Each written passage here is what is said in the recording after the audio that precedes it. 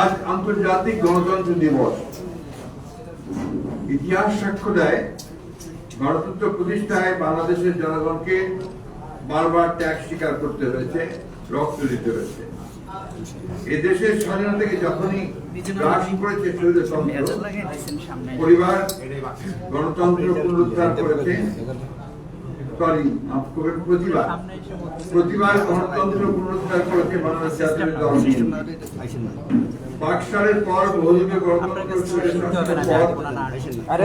গণতন্ত্র প্রতিষ্ঠার মাধ্যমে দেশের মানুষের অধিকার ও মর্যাদা ফিরিয়ে দিয়েছিলেন শহীদ প্রেসিডেন্ট জিয়াউর রহমান, বীরুত্তম এবং দেশনেত্রী বেগম খালেদা জিয়া। সেই ধারাবাহিকতায় 16 বছরের স্বৈরাচারী দুঃশাসনকে চূর্ণ করে গত 5 আগস্ট বাংলাদেশের জনগণ আবারও মুক্তির স্বাদ পায়, গণতন্ত্রের পথ সুগম করে। অসংখ্য ব্যক্তি ও পরিবার রয়েছে যাদের বছরের পর বছর ধরে ত্যাগের মহিমায় আমরা ফ্যাসিবাদ মুক্ত বাংলাদেশ পেয়েছি। বিভিন্ন প্রতিবেদন অনুযায়ী জুলাই গণহত্যায় 13 আগস্ট পর্যন্ত সমগ্র বাংলাদেশের শহীদ হন 875 জন মানুষ, যার মধ্যে কমপক্ষে 422 জন বিএনপি রাজনীতির সঙ্গে জড়িত। আমি এটা আবার রিপিট করছি, এটা আপনাদের জন্য ইম্পর্টেন্ট, আমাদের জন্য ইম্পর্টেন্ট। গত 13 আগস্ট পর্যন্ত সমগ্র বাংলাদেশের শহীদ হন 875 জন মানুষ, যার মধ্যে কমপক্ষে 422 জন বিএনপি রাজনীতির সঙ্গে জড়িত। দেশ জুড়ে শহীদ হওয়া সকল শ্রেণী পেশা রাজনীতির মানুষগুলোর বিশাল অংশ যে বিএনপি নেতাকর্মী, এটি কোনো বিচ্ছিন্ন ঘটনা নয়, বরং আমাদের সুদীর্ঘ রাজনৈতিক সংগ্রামের অনিবার্য ফল। পোশাক শ্রমিক কিংবা রিক্সা চালক, পাবলিক কিংবা প্রাইভেট বিশ্ববিদ্যালয়ের ছাত্র, বাম কিংবা ডান আদর্শের অনুসারী, সকল মত ও পথের রাজনৈতিক কিংবা অরাজনৈতিক ব্যক্তি, হতাহতের পরিচয় যাই হোক না কেন, প্রতিটি প্রাণের মূল্য ও রক্তের মর্যাদা সমান। আর তাই সমান গুরুত্বের সাথে প্রণয়ন করতে হবে প্রতিটি হত্যাকাণ্ডের তালিকা, নিশ্চিত করতে হবে সুবিচার। শেখ হাসিনা পদত্যাগের জন্য জাতীয় ঐক্যমত্য আমরা দেখতে পাই, তা হঠাৎ করে গড়ে ওঠেনি। এটি মূলত অবৈধ সরকারের অত্যাচার, অবিচার, দুর্নীতি, দুঃশাসন, বঞ্চনা, অবজ্ঞা ও শোষণ নির্যাতনের বিরুদ্ধে মানুষের পুঞ্জীভূত ক্ষোভের বহিঃপ্রকাশ। দেশের প্রধান রাজনৈতিক দল হিসেবে গণ আকাঙ্ক্ষার প্রতিফলন ঘটিয়ে গণ অভ্যুত্থানের সর্বশক্তি দিয়ে রাজপথে নেমে এসেছে বিএনপি ও এর সকল অঙ্গ সহযোগী সংগঠন। আন্দোলনের কৃতিত্ব নিয়ে রাজনৈতিক ফায়দা হাসিল নয়, বিএনপির উদ্দেশ্য ছিল সর্বস্তরের নেতা কর্মী সহযোগিতায় অংশগ্রহণে গণ অভ্যুত্থানে সাংগঠনিক ভূমিকা রেখে ফ্যাসিবাদের পতনের মাধ্যমে একটি গণতান্ত্রিক বাংলাদেশ প্রতিষ্ঠা করা। আর তাই বিএনপির যে 60 লক্ষ সদস্যের নামে ফ্যাসিবাদের সময় মিথ্যা মামলা হয়েছে, তার সুবিশাল অংশ সাধারণ মানুষের পাশে থেকে রাষ্ট্রযন্ত্রের ষড়যন্ত্র নিপীড়নের বিরুদ্ধে ধার হয়ে রুখে দাঁড়ায়। ফলে যার যার অবস্থান থেকে জনগণের কাতারে নেমে আসে বিএনপি, সম্ভাবনা সকল রাজনৈতিক দল হতে গণতন্ত্রের পক্ষের শক্তি সমূহ। এই প্রসঙ্গে আমি একটু বলতে চাই যে আপনাদের নিশ্চয়ই মনে আছে যে আমরা প্রথম থেকেই এই ফ্যাসিবাদী হাসিনা সরকারের হাত থেকে দেশকে রক্ষা করার জন্য, গণতন্ত্রকে পুনরুদ্ধার করবার জন্য আমরা আন্দোলন করছি। সেই সঙ্গে জাতীয় ঐক্য সৃষ্টি করবার জন্য আমরা বিভিন্ন রাজনৈতিক দলগুলোর সঙ্গে বারবার কথা বলেছি এবং সর্বশেষ আমরা ঐক্য মতে পৌঁছেছি এইভাবে যে আমরা একটা যুগপৎ আন্দোলনের মধ্য দিয়ে এই সরকারের বিরুদ্ধে আমরা আন্দোলন গড়ে তুলব এবং এই সরকারকে গণতন্ত্রের দিতে বাধ্য করব।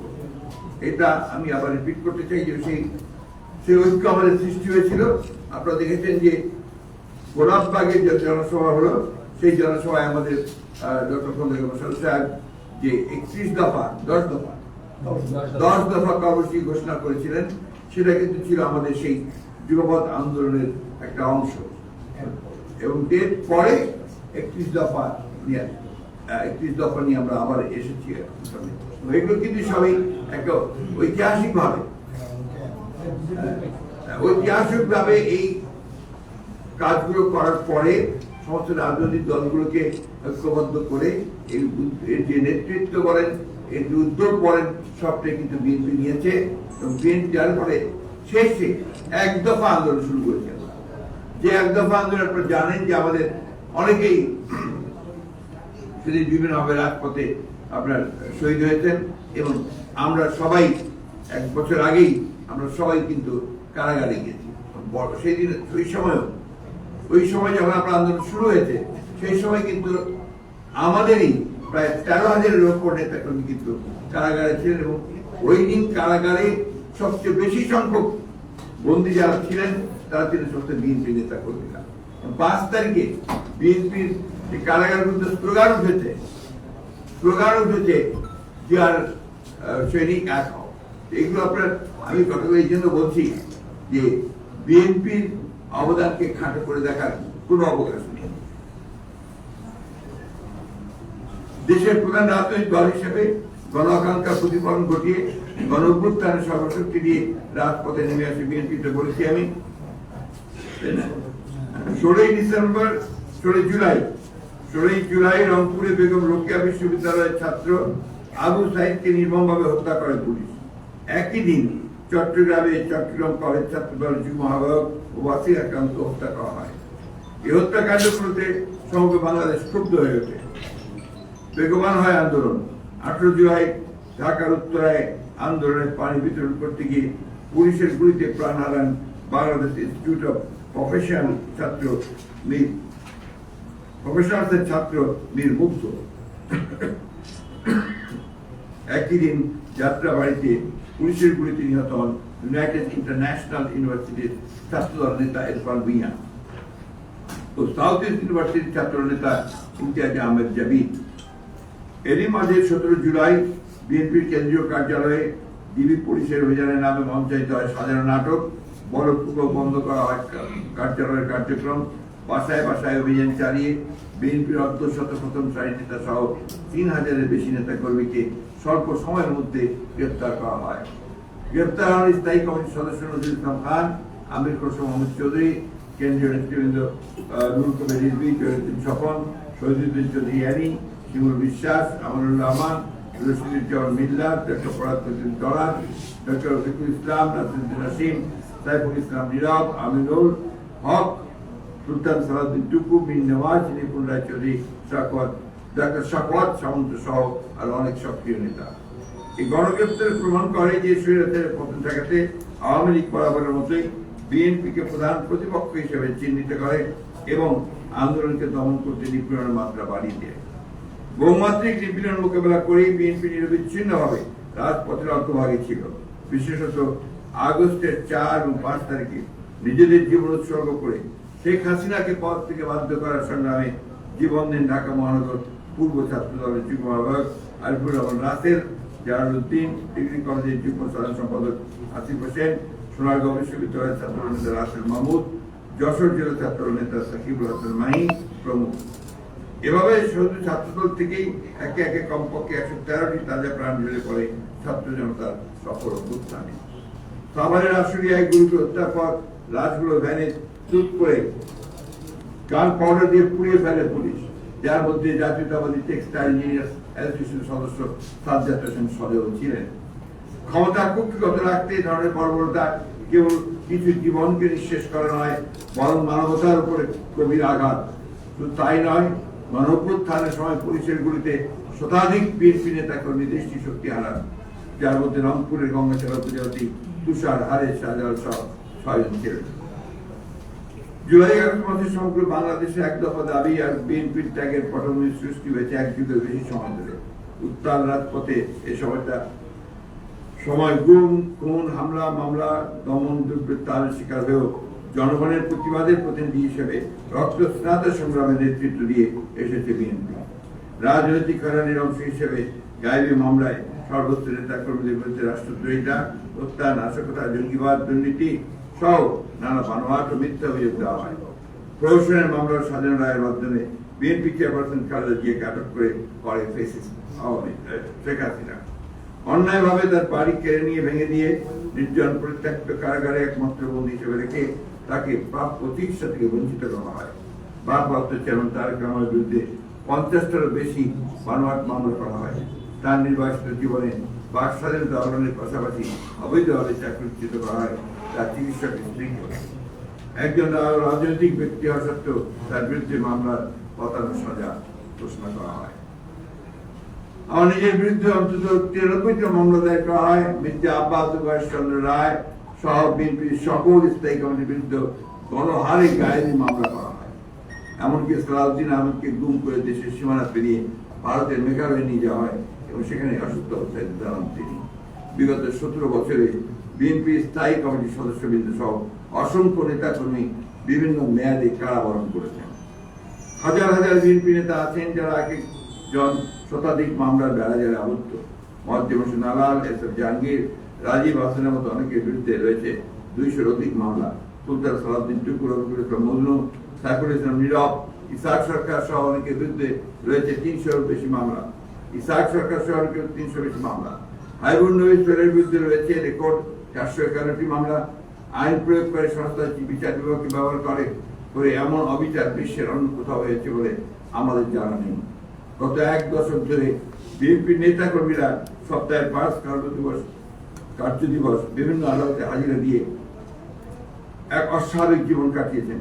সকল অত্যাচার ও নির্যাতন সত্ত্বেও নিজেদের জীবনকে উৎসর্গ করে তারা দেশের গণতান্ত্রিক ভবিষ্যতের জন্য অবিচলভাবে সংগ্রাম চালিয়ে গিয়েছেন। আমি একটু যোগ করতে চাই, যাতে কমেন্ট। ঢাকা শহরের রিক্সা যারা চালায়, হকার যারা করে, আপনার সিকিউরিটি গার্ডের কাজ যারা করে ঢাকা শহরের বিভিন্ন বিল্ডিংগুলোতে, এর মধ্যে 70% হচ্ছে আপনার বিএনপি ছাত্রদল এবং আপনার বিভিন্ন অঙ্গ সংগঠনের নেতা করবে। এমনকি বিএনপি সেই সব নবীন কর্মী যারা এখনো কোনো পদে আসেনি, শুধু বিএনপির আদর্শে বিশ্বাসী, তারাও রাজনৈতিক টিকাংশের শিকার হয়েছে। তারুণ্যকে স্বপ্ন দেখানো এসব উদীয়মান নেতা কর্মীর বিরুদ্ধে বানোয়াট মামলা দায়ের করে তাদের শিক্ষা কর্মজীবনকে ধ্বংস করে দিয়েছে, তাদেরকে রিমান্ডে নিয়েছে, ব্যবস্থা নির্যাতন করেছে, কিন্তু অনেকের মতো চলাতে পারেনি, আদর্শ থেকে বের করতে পারেনি মিথ্যা স্বীকারোক্তি ও সাজানো বক্তব্য। অস্বাভাবিক নিপীড়নের শিকার হয়ে ইলিয়াস আলী, সাইফুল ইসলাম হিরু, চৌধুরী আলম, মোহাম্মদ পারভেজ, সাজিদুল ইসলাম সুমন, জাকির সহ কেবল বিএনপির 483 জন নেতাকর্মী, 23 জন নেতাকর্মী ও সকল রাজনৈতিক দল ও সাধারণ মানুষ মিলিয়ে প্রায় 700 জন গুম হয়েছে। রাজধানীর খিলগাঁওয়ে যে ছাত্র নেতা নুরুজ্জামান জানিকে পুলিশ 4টি গুলি করে হত্যা করে, তার বুকে ও পেটে থাকা ক্ষত চিহ্নগুলো সেই নির্মমতার নীরব সাক্ষী হয়েছিল। চট্টগ্রামে ছাত্র দলের কেন্দ্রীয় সহ সাধারণ সম্পাদক নুরুল আলমের চোখ হাত পা বেঁধে লাশ পাওয়া যায় কর্ণফুলী নদীর তীরে। বিএনপির বিভিন্ন পর্যায়ে সকল সংগঠকদের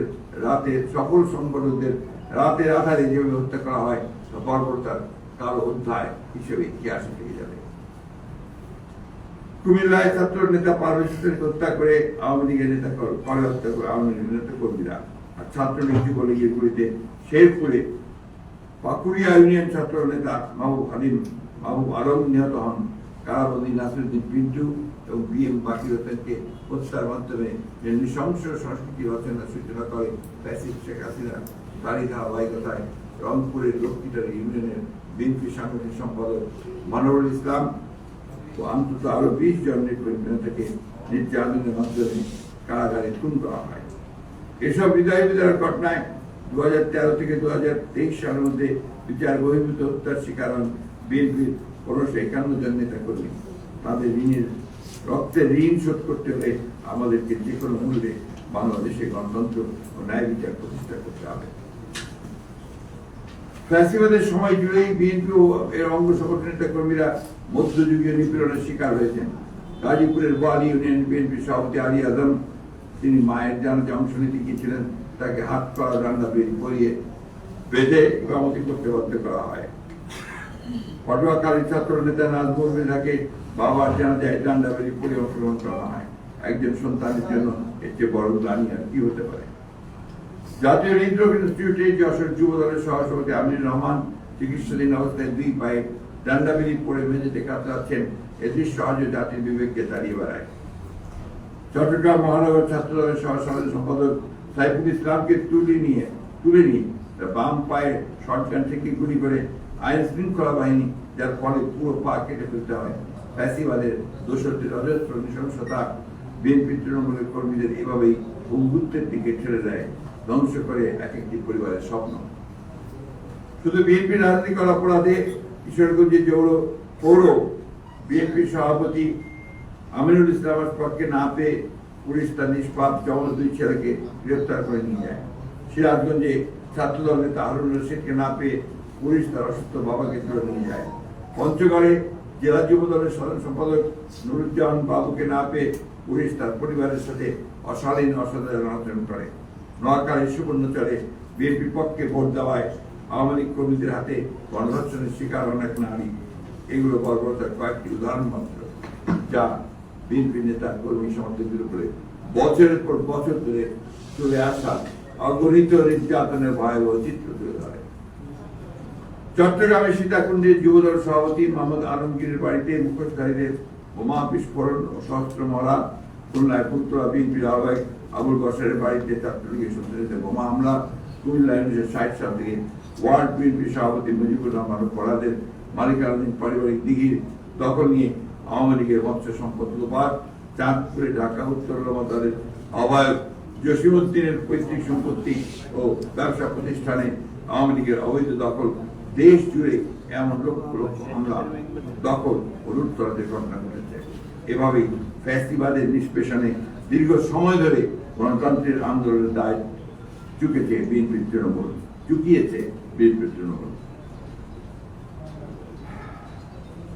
বিএনপিকে নিশ্চিহ্ন করতে 16 বছর ধরে আওয়ামী লীগের বিচার বহির্ভূত হত্যা, গায়েবী মামলা ও নৃশংস নিপীড়ন দেশের অভ্যন্তরে ও আন্তর্জাতিক অঙ্গনে তীব্র প্রতিক্রিয়া সৃষ্টি করে। এর ফলে জাতিসংঘ সহ স্বীকৃত মানবাধিকার সংস্থা ও আন্তর্জাতিক গণমাধ্যমে একের পর এক প্রতিবেদন প্রকাশিত হতে থাকে। যুক্তরাষ্ট্র র্যাবের উপর নিষেধাজ্ঞা ও ভিসা নীতির মাধ্যমে ফ্যাসিবাদের বিরুদ্ধে চাপ বাড়ায়। এই প্রসঙ্গে আরেকটা বিষয় আমি উল্লেখ না করে পারবো না। আমাদের দলের সঙ্গে যারা প্রতিষ্ঠিত ব্যবসায়ী ছিলেন, শিল্পপতি ছিলেন, তাদের উপরে প্রচন্ড অত্যাচার করা হয়। আমি দু একটা নাম আপনাদের বলতে চাই। শরীফুল আলম, আমাদের ময়মনসিংহের এখন যিনি সাংগঠনিক সম্পাদক, আমাদের চৈতি, কালাম চৈতি, এরপরে আপনার আমাদের মানিকের নাম কি, মানিক, শেখ ফরিদ আহমদ মানিক সহ, আব্দুল আল মিন্টু, দাবিদ আওয়াল, ইশরাক, এই সমস্ত যারা ব্যবসার সঙ্গে জড়িত, ইভেন আমাদের মির্জা আব্বাস সাহেবের বাড়িতে যে রেপ করা হয়, আপনাদের সে প্রথম দিকটার কথা মনে আছে, তার মা অসুস্থ মা মধ্যবিত্ত, সেই র্যাপ রেপ করে তছনছ করে ভাঙে, মানে অত্যন্ত অসম্মানজনক ব্যবহার করে। এগুলো আজ থেকে না, এটা ইনফ্যাক্ট আওয়ামী লীগ ক্ষমতা আসার পর থেকেই এই অত্যাচার নির্যাতন নিগ্রহ শিকার হতে হয়েছে বিএনপির প্রতিটি নেতাকর্মীকে। শুধু নেতাকর্মী না, যারা বিএনপির সমর্থক তাদেরকেও, এমনকি মহিলারাও হাত থেকে বাদ পড়েনি, ছাত্রীরা বাদ পড়েনি। যারা আপনার যে মোবাইলে ফেসবুকে যারা পোস্ট দিয়েছেন তাদেরকেও গ্রেফতার করে নিয়ে গেছে। বিএনপিকে নিশ্চিন্ত করতে তৃণমূলের স্পন্দন ও গণমানুষের নেতা তারেক রহমানের নেতৃত্বে অবিরাম জুলুম অবিচারের মাঝেও বিএনপি নেতা কর্মীরা মানবাধিকার ও গণতন্ত্রের জন্য অবিচল সংগ্রাম চালিয়ে যাচ্ছে। সেই অবিষ্ট লক্ষ্যে রাজনৈতিক নেতৃত্বের অবদানে গড়ে ওঠা দীর্ঘদিনের ঐক্যকে ধারণ করে। গণতন্ত্রের পক্ষে সকল শক্তির বরিষ্ঠ ভূমিকায় ছাত্র জনতার গণ অভ্যুত্থানে ফ্যাসিবাদের পতন ঘটে। বাংলাদেশের জনগণ এর বিজয় শুধুই দেশের মালিকানা ফিরে পাওয়ার বিষয় নয়, বরং এটি বাংলাদেশের গণতান্ত্রিক অভিযাত্রার প্রতিশ্রুতি, যা অসীম ত্যাগের বিনিময় হয়েছিল। এই বিজয়ের পেছনে রয়েছে অসংখ্য নির্যাতিত মানুষের বেদনার অপ্রকাশিত ইতিহাস। গুম হওয়া ছেলের ফেরার প্রতীক্ষায় ব্যথাতুর মায়ের ডাক, স্বামী হারানো বেদনা বিধুর স্ত্রীর অনন্ত আর্তনাদ, পঙ্গু বাবার জন্য সন্তানের হৃদয় বিদারক হাহাকার, আর কারাগারে বন্দী ভাইয়ের জন্য বোনের নীরব প্রার্থনা। তাদের সকলের 16 বছরের রক্ত, শ্রম, অশ্রু দিয়ে প্রতিটি পরিবারের ক্ষোভ ক্রোধ অব্যক্ত বিস্ফোরণকে ধারণ করে চলমান ছিল শেখ হাসিনার ফ্যাসিবাদের বিরুদ্ধে লড়াই। বস্তুত 2024 সালের গণ অভ্যুত্থানে শহীদ হন 422 জন, 2023 সাল পর্যন্ত শহীদ 1551 জন, গুম 423 জন, রাজনৈতিক দল সাধারণ মানুষ মিলিয়ে প্রায় 700 জন, আসামি 60 লক্ষ, মামলা 1.5 লক্ষ। এসব কেবল বিএনপির ত্যাগের পরিসংখ্যানই নয়, বরং বাংলাদেশের দ্বিতীয় স্বাধীনতা অর্জনের পথে দলটির অবিচল সংগ্রাম ও অবদানের প্রতিফলন। আমরা বিশ্বাস করি, যারা গণতন্ত্র পুনরুদ্ধার আন্দোলনে যুক্ত ছিল, গণতান্ত্রিক প্রতিটি ব্যক্তি, দল, সংগঠন, গোষ্ঠী তাদের সকল আত্মত্যাগের যথাযথ স্বীকৃতি না দিলে তবে ইতিহাসের প্রতি অবিচার। সকল শ্রেণী, পেশা, মতের মানুষের অংশগ্রহণকে সম্মান জানিয়ে জনগণের লুণ্ঠিত ভোটাধিকার ফিরিয়ে এনে একটি প্রকৃত গণতান্ত্রিক বাংলাদেশ প্রতিষ্ঠাই আমাদের সর্বোচ্চ অগ্রাধিকার। সেই পদযাত্রায় এবং রাষ্ট্র সংস্কারে বিএনপি ঘোষিত 31 দফা বাস্তবায়ন করে তুলতে হবে একটি নিরাপদ ও মেধাভিত্তিক বাংলাদেশ, যেখানে প্রতিফলন করবে জনগণের আকাঙ্ক্ষা ও প্রত্যাশা। ধন্যবাদ।